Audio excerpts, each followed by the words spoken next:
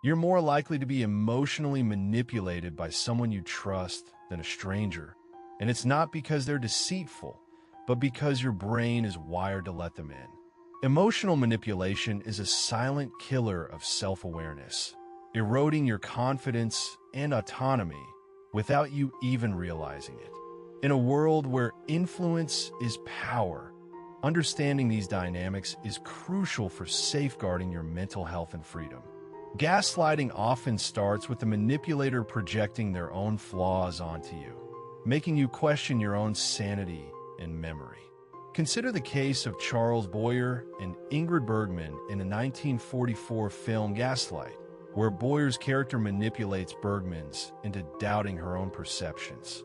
Similarly, in real life, a partner might make you feel guilty for their infidelity, saying you were too distant or not attentive enough.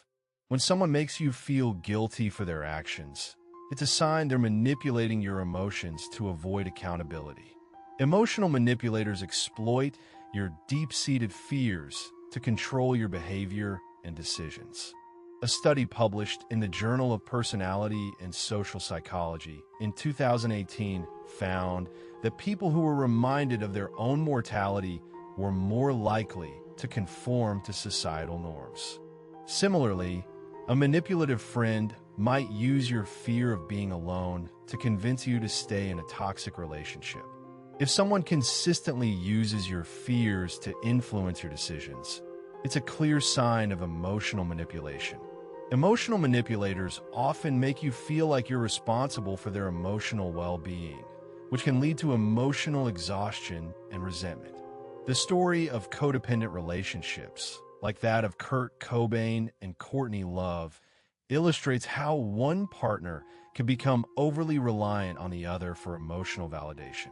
When someone consistently expects you to manage their emotions, it's a sign they're manipulating you into taking on an unfair burden. You can't pour from an empty cup, and taking responsibility for someone else's happiness will eventually leave you drained and unhappy. Some manipulators use the gray rock method, where they remain unemotional and unresponsive, making you feel like you're overreacting or being too sensitive. In the book, The Gift of Fear by Gavin Becker, the author described how stalkers often use this tactic to make their victims doubt their own perceptions. Similarly, a manipulative colleague might use this method to make you feel like you're being too dramatic or too sensitive when you express concerns about their behavior. When someone consistently makes you feel like you're overreacting, it's often a sign they're manipulating you into doubting your own emotions and intuition.